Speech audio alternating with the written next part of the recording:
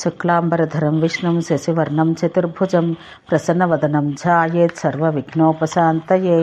నందీశ్వర రణ విహారం పులస్త్యుడు చెప్ప ప్రారంభించాడు. ప్రమథుల చేతిలో హతమైన తన సైన్యాన్ని చూసి ఆ అంధకుడు రాక్షస గురువైన శుక్రుని సమీపించి ఇలా అన్నాడు. భగవన్, తమ అండ చూసుకుని మేము దేవకిన్నర గంధర్వాదులను సంహరిస్తున్నాము. బ్రహ్మర్షి ఇటు చూడుడు. నాచే రక్షితమైన సేన అంతయు ప్రముఖుల చేత పరాభవించబడి అనాథవలే పారిపోయి వచ్చింది. నా సోదరులైన కుజంబాదులు చనిపోయారు.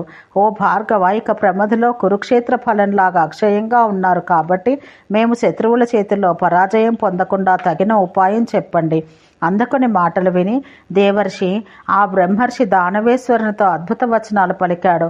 అందక ఊరడిలము, నీ మేలు కోసం యత్నిస్తాను, నీకు ప్రియం కలిగిస్తాను అని అలా ఓదార్చి ఆ కవి శుచి అయి సంజీవని విద్యను విధి విధానంగా వినియోగించగా అంతకుముందు యుద్ధంలో చనిపోయిన దైత్య దానవ శ్రేష్ఠులంతా లేచి కూర్చున్నారు. కుజంబాది దైత్యులు మరణించి మరలా లేవడం, యుద్ధానికి రావడం చూసి నందీశ్వరుడు శంకరునితో ఇలా అన్నాడు. మహాదేవ, ఈ అద్భుతాన్ని తిలకించండి. అనూహ్యంగా అసంభవమైంది. చచ్చిన వారు మరలా బతుకుట సంభవించింది. ప్రమథుల శక్తి శౌర్యాల వల్ల యుద్ధంలో మరణించిన దైత్యులందరినీ భార్గవుడు తన విద్య చేత బతికించాడు. ఆ విధంగా మేము గావించిన మహత్ సంగ్రామం అంతా వ్యర్థమైంది. నంది మాటలు విని శివుడు స్వకార్యసిద్ధికై అతనితో, నీవు వెళ్ళి ఆ శుక్రుని నా ఎదుట గొనిరమ్ము, నేను సమయోచితంగా మాట్లాడి అతన్ని నిరోధించదనని వాణ్ణి పంపాడు.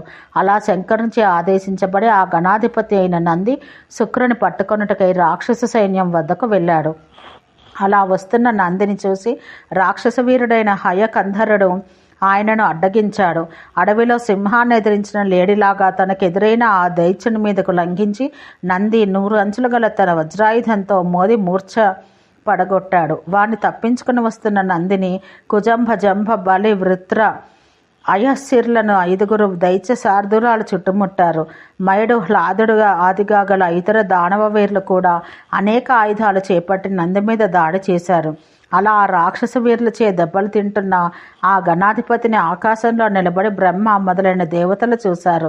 ఆ పరిస్థితి గమనించిన బ్రహ్మ ఇంద్రునితో, వెళ్ళండి, మీరంతా వెళ్ళి ఈ అదనును శంకరునికి సహాయపడుండని చెప్పారు. దానితో ఇంద్రాదులంతా వాయువేగంతో శివసైన్యానికి బాసటగా ఆకాశాన్ని నుంచి ఊడిపడి నిలిచారు. మహానదులంతా త్వరగా మహాసముద్రంలో కలిసినట్టు దేవతల శివసైన్యంలో పడి కలిసిపోవడంతో భయంకరమైన ఘోషతో ఇరువర్గాలు తలపడ్డాయి. ఆ గందరగోళంలో తప్పించుకుని ఆ నందీశ్వరుడు వెళ్ళి రథం మీద నుంచి సింహం కుందేలును లాగినట్టు శుక్రుణ్ణి ఒడిసిపట్టుకుని ఆయన రక్షణ కోసం వచ్చిన వారందరినీ నేల పడగొట్టి శివుని ముందు తెచ్చి పడవేశాడు. ఆ శుక్రుని అమాంతంగా శివుడు తన నోటిలో వేసుకుని మింగివేశాడు. అలా శివుని ఉదరంలో బంధించబడి ఆ భార్గవుడు భక్తి ఆదరాలతో ఆ మహాదేవుని ఇలా స్తుతించాడు. హర వరద గుణశాలి, నీకు నమస్కారం. శంకర, త్రయంబక, మహేశ, నీకు నమస్సులు. జీవన, లోకేశ్వర, వృషాకపి, మదనాంతక, కాలనాశన, వామదేవ, నీకు అంజలులు. స్థాను, విశ్వరూప, సదాగతి, వామన, మహాదేవ, శర్వ, ఈశ్వర, నమోవాకములు.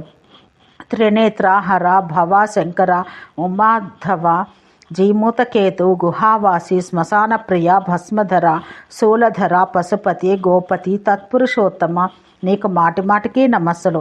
ఇలా స్తోత్రం చేసిన శుక్రుని పట్ల ప్రీతుడై శంకరుడు వరం కోరుకోమనగా అతడు నీ ఉదరం నుండి బయటపడినట్లు అనుగ్రహించమని వేడుకొన్నాడు. అంతటా హరుడు తన నేత్రాలు మూసుకొని, ఓ బ్రాహ్మణ శ్రేష్ఠ, నా కడుపులో నుండి బయటకు వెళ్ళమని ఆదేశించాడు. అలా శివుని ఉదరంలో నుంచి బయటకు వచ్చుటకు ప్రయత్నిస్తూ అందులో పాతాళాది భువనాలు, సాగరాలను, చరాచర జీవులను, ఆదిత్య, రుద్ర, వసు, విశ్వదేవాదులను, యక్ష, కిన్నర, గంధర్వ, అప్సరస సమూహాలను, మునులను, మనుషులను చూసి పరిభ్రమించసాగాడు. శివుని ఉదరంలో తిరుగుతూ ఆ భార్గవుడు పశుకీట పిపీలికాలను, వృక్ష గుల్మ లతాదులను, ఫలమూలాదులను, ఔషధులను, స్థల జలచరాలను, అనిమిషులు, నిమేషులను, చతుష్పాదులను, ద్విపాదులను, వ్యక్త అవ్యక్త సగుణ నిర్గుణ ప్రాణులను చూస్తూ అత్యంత కౌతుకంతో ఒక దివ్య సంవత్సర కాలం పాటు తిరుగాడుతూ గడిపిన బయటపడే దారి కనుగొనలేకపోయాడు. ఓ నారద, అలా తిరిగి అలసిపోయి కర్తవ్యం తోచక భక్తితో ఆ పరమశివునికి శరణాగతుడు ఇలా ప్రార్థించాడు. ఓ మహారూప, అక్షసూత్రాలను ధరించిన విశ్వమూర్తి, సహస్రాక్ష, మహాదేవ, ప్రభో, నీకు శరణాగతుడయ్యాను. ఓ శంకర, శర్వ, శంభో, సహస్రనేత్ర, చరణాధర, భుజగభూషణ, నీ విశాల హృదయంలో సకల భువనాలను దర్శించి అలసిపోయి నీ పాదాలకడ ఆత్మసమర్పణం చేస్తున్నాను, నన్ను కరుణించము. శుక్రుని దీన పరివేదనం విని మహాత్ముడకు శంభుడు నవ్వి ఇలా అన్నాడు: భార్గవ, నీవు నాకు పుత్రుడైనావు. నా శిస్నం ద్వారా బయటకు రమ్ము. ఇతర విచారాలన్నీ మానము. నేటి నుంచి నీవు శుక్రుడనే పేరుతో చరాచర జీవులందరికీ స్తవనీయుడవవుతావు. అలా చెప్పి శంకరుడు ఆ భార్గవుని శిస్న మార్గాన బయటికి వదిలాడు. అలా శిస్న ద్వారా వెలువడ్డ భార్గవుడు శుక్రమహానుభావుడుగా ఖ్యాతుడయ్యాడు. అంతటా శర్వునకు ప్రణమిల్లి త్వరగా రాక్షస సేనలోకి వెళ్ళి చేరాడు. తమ గురువు తిరిగి వచ్చినందుకు ఆ దానవులంతా సంతోషించి గణాధిపతులతో మరల యుద్ధానికి సన్నద్ధులయ్యారు. శివగణాధిపతులు కూడా దేవగణాలతో కలిసి ఆ దానవులతో విజయకాంక్షతో సంకుల సమరం గావించారు. ఓ తపోధన, పరస్పర జయకాంక్షతో తలపడ్డ వారుల పోరు భయంకరమైన ద్వంద్వ యుద్ధాల్లో మరింత ఘోరమైంది. అంధకుడు నందితో, ఆయస్సీరుడు శంకరునితో, బలి కుంభధ్వజునితో, విరోచనుడు నందిశేనునితో, అశ్వగ్రీవుడు విశాఖునితో, వృత్రుడు శాఖునితో, బాణుడు నైగమేయుడుగు బలునితో తలపడ్డారు. వినాయకుడు గండ్రగొడ్డలు ధరించి రాక్షస శ్రేష్ఠుడు తుహుండునితో ఢీకొనగా, దుర్యోధనుడు మహాబలి ఘంటాకర్ణునితో పెనుగులాడ్డం మొదలుపెట్టాడు. హస్తి కుండోదరునితో, హ్లాదుడు వీరుడైన ఘటోదరునితో ఇలా పరాక్రమవంతులైన రాక్షసులు ప్రమథులు పరస్పరం ఓ దేవర్షి 600 దివ్య సంవత్సరాలు యుద్ధం చేశారు. అంతవరకు పక్కన నిలబడి ఉన్న ఇంద్రుడు వజ్రాయుధంతో యుద్ధానికి రాగా జంభుడని మహాదైత్యుడు ఆయన్ని అడ్డగించాడు. శంభుడని దైత్యుడు బ్రహ్మతో, కుజంభుడని వీరుడు రాక్షసాంతకుడు మహోజసుడు ఒక విష్ణువుతో, సాల్వుడు వివస్వంతునితో, త్రిశిరుడు వరుణునితో, ద్వైమూర్ధుడు వాయువుతో, రాహువు చంద్రునితో, విరూపధృక్ మిత్రునితో పోరు సాగించారు. ధరుడు మొదలుగా గల వసువులు ఎనమండుగురు, శరభ శలభ పాక పృథు విపృథు వాతాపి ఇల్వలులను 8 మంది మహాదైత్యులతో సంగ్రామం సాగించారు. విశ్వక్సేనుడు ఆదిగా గల విశ్వదేవగణాలు వారినందరినీ అసహాయసూరుడైన కాలనేమి అనే రాక్షసుడొక్కడే ఎదుర్కొన్నాడు. విద్యున్మాలి అనే మహాదైత్యుడొక్కడే రణకుతూహలంతో ఏకాదశ రుద్రుల మీద విరుచుకుపడ్డాడు. వరకుడు అశ్వినులతో, ద్వాదశాదిత్యులతో శంబరుడు, నివాత కవచులు 20 మిగిలిన సాధ్యులతో మరుత్తులతో తలపడి పోరు సాగించారు.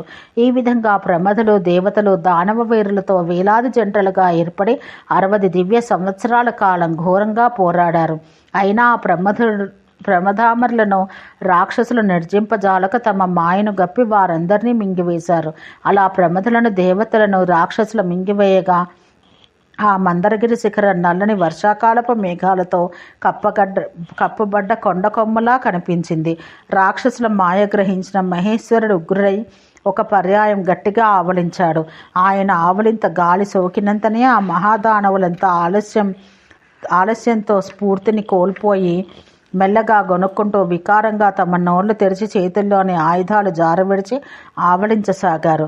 అలా ఆ దైత్యులంతా నోళ్లు తెరవగానే వారు మింగిన ప్రమథుల దేవతలందరూ ఆకులతో వాళ్ళ శరీరాల్లో నుంచి బయటపడ్డారు. కారుమేఘాల్లాంటి రాక్షసుల నోళ్ల నుంచి దేవతలు, ప్రమథులు తమ సహజ నేత్ర కాంతులతో బయటపడ్డంతో మెరుపు తీగలతో నిండిన మేఘాల్లాగా ఆ దృశ్యం శోభించింది. ఓ తపోధన, అలా బయటపడ్డ దేవతలు, ప్రమథులు ఇనుమడించిన క్రోధంతో మరలా దానవులతో యుద్ధం చేయసాగారు. అంతటా సర్వరక్షితులైన ఆ ప్రమథ దేవగణాల చేతిలో దానవులు వరుసగా రాత్రింబవళ్ళు మాటిమాటికి చావు దెబ్బలు తిని ఓడిపోతున్నారు. అప్పుడు 700 ఏండ్ల తర్వాత సంధ్యోపాసన చేసేందుకు అష్టాదశ భుజమును ధరించి శివుడు నిశ్చయించుకుని సరస్వతీ నదిలో విధిపూర్వకంగా స్నానం చేసి ఆచమనం చేశాడు. భక్తియుతుడై దోసిల్లో పుష్పాలు తీసుకుని సమర్పించాడు. శిరస్సు వంచి హిరణ్యగర్భ ఇత్యాది మంత్రాలు జపిస్తూ సూర్యునికి ప్రదక్షిణం గావించాడు. అంతా ఆ శూలపాణి, ఓ త్వష్టా నీకు నమస్సులు నిస్ఫుటంగా ఉచ్చరిస్తూ బాహుదండాలు తిప్పుతూ భావగంభీరంగా నృత్యం చేయసాగాడు. పరమశివుడు అలా నాట్యం చేయట చూసి భావవిహ్వలులై ప్రమథులు, దేవతలందరూ ఆయనతో పాటు నృత్యం చేశారు. ఆ విధంగా తృప్తిగా సంధ్యోపాసనం, సాంధ్య నృత్యం నిర్వర్తించి ఆ దేవాధిపుడు రాక్షసులతో మరలా యుద్ధానికి సిద్ధపడ్డాడు. అలా త్రినేత్రుని అండ చూసుకుని దేవ ప్రమథగణాలు భయం అంటూ లేకుండా విజృంభించి దైత్యదానవులందరినీ పరాజితులను గావించారు. తన బలాలు విరిగిపోవడం, శంకరుడు అజేయుడుగా నిలవడం చూసి అంధకుడు సుందుని పిలిచి ఇలా అన్నాడు: ఓ మహావీర సుంద, నీవు నాకు సోదరుడవు, అన్ని విధాలా విశ్వసించదగిన వాడవు. నేను చెప్పేది విని నీకు చేతనైనంతగా సాయపడవలను. రణనిష్ణాతుడైన ఈ శంకరుడు ఇతర కారణాల వల్ల దుర్జయుడుగా ఉన్నాడు. ఆ శైలపుత్రి ఏమో నా మనసు దోచుకుంది. అందుచేత మనమిద్దరం వేషాలు మార్చి ఆ చారుహాసిని వద్దకు వెళదాం. పద, నేను శివుని రూపం ధరిస్తాను, నీవు నందిగా మారిపో. అలా వెళ్ళి ఒంటరిగా ఉన్న ఆమెను అనుభవించి తిరిగి వచ్చి దేవగణాలను సంహరిస్తాను. అందుకు మంచిదని హర్షించి ఆ సుందుడు మాయ చేత నందిగా మారాడు. అంధకుడు యుద్ధపు గాయాలతో ఉన్న శివుని రూపం ధరించి మాయనందితో మందరగిరి మీద శివుని నివాసానికి అదురు బెదురు లేకుండా వెళ్ళాడు. నంది చెయ్యి పట్టుకుని యుద్ధపు వ్రణాలతో ఇంటికి వస్తున్న ఆ అంధకుణ్ణి దూరం నుంచి చూసి ఆ గిరికన్య వారిద్దరూ కూర్చునగా మాలిని విజయ జయలతో ఇలా అన్నది: జయా, చూచావా, నా కోసం యుద్ధం చేసి అలసిపోయి గాయాలతో స్వామి వచ్చాడు. వెంటనే నేను స్వయంగా చికిత్స చేస్తాను. నీవు నిలవ ఉంచిన పాత నెయ్యి, పెరుగు, ఉప్పు, బీజికాదులు తీసుకుని రా. అవి కలిపి నూరి గాయాలకు పట్టిస్తాను. త్వరగా వెళ్ళు. అంతా జయ, ఓ యశస్విని, అలాగే నీ భర్త గాయాలకు చికిత్స చేయవమ్మా అన్నది. అంతటి తన ఉత్తమాసనం నుంచి లేచి ఆ గిరిజ శివుడిని భ్రమించి వానికి ఎదురుగా వెళ్ళింది భక్తితో. ఆ శూలపాణి రూపాన్ని జాగ్రత్తగా పరిశీలించగా ఇరుపార్శ్వాలా ఉండవలసిన వృష చిహ్నాలు లేకుండాతో ఆ మాయా విగ్రహాన్ని దానవుడుగా గుర్తించి ఆ పార్వతి వెంటనే అటు నుండి పారిపోయింది. దేవి ఆంతర్యాన్ని పసిగట్టిన ఆ అంధకుడు సుందుని పిలిచి ఆ హరిరాన్ని వేగంగా వెంబడించాడు. ఎటుపోయినా అటు వస్తున్న ఆ దైత్యం చూసి కాళ్ళు తడపడగా ఆ గిరికన్య భయ విహ్వలయ్యే ఇల్లు వదిలి బయట ఉద్యానవనంలోకి పరిగెత్తింది. ఆ సఖులు కూడా భయంతో ఆమె వెంట పరిగెత్తారు. ఓ మునిశ్రేష్ఠ, కామంతో కళ్ళు గప్పిన ఆ అంధకుడు విడవక ఆమెను అక్కడకు కూడా అనుగమించాడు. ఆ దేవి తపోవ్యయానికి భయపడి వాని శాపదగ్ధుడిని చేయకుండా తానొక తెల్ల జిల్లేడు చెట్టు మొదల్లో లీనమైపోయింది. సఖలు కూడా చెట్ల పొదల్లో అదృశ్యమైపోయారు. ఓ ముని, అంతటా వాడామె నశించిందని తలచి సుందుని చేయి పట్టుకుని మరలా తన సేనను కలిశాడు. యుద్ధం మరింత తీవ్రమైంది. అంతటా దేవగణ శ్రేష్ఠుడైన శ్రీ విష్ణువు శివునికి ప్రియం చేయడానికి చక్ర గదాధరుడై రాక్షస బలాన్ని ఊచకోత కోయసాగాడు. సారంగ ధనస్సు నుండి బయలుదేరిన ఆయన బాణాలు ఒక్కొక్కటి 5గురిని, 6గురిని, 7గురిని, 8 మందిని ఆ చీకట్లను ఛేదించే సూర్యకిరణాల్లా గుచ్చి సంహరించాయి. ఆ శ్రీహరి కొందరిని గదతో, మరెందరినో చక్రధారలతో మృత్యువు పాలు గావించాడు. కొందరిని హలంతో మొదలుపట్టి లాగి రోకటిపోట్లతో తలలు బద్దలు కొట్టాడు. ఎందరినో తన చూపులతోన యమసదనానికి పంపాడు. ఇక వైనతేయుడు తన వక్షాఘాతాలతో వజ్రంలాంటి ముక్కుతో వక్షంతో దొరికిన రాక్షసులందరినీ దునుమాడాడు. ఇక ఆదిపురుషుడైన ముసలి బ్రహ్మ తన విశాలమైన కమలంతో బ్రహ్మ బలాన్ని, సమస్త పుణ్యతీర్థాల సారాన్ని ప్రోక్షించి దేవగణాల వారికి శతాధిక గజాల శక్తిని చేకూరుస్తూ ఉంటే ఆఘమర్షణ జలబిందువులే పిడుగుల్లా తగిలి దానవులు కొండ శిఖరాల్లాగా కూలిపోసాగారు. ఓం శాంతి శాంతి శాంతి.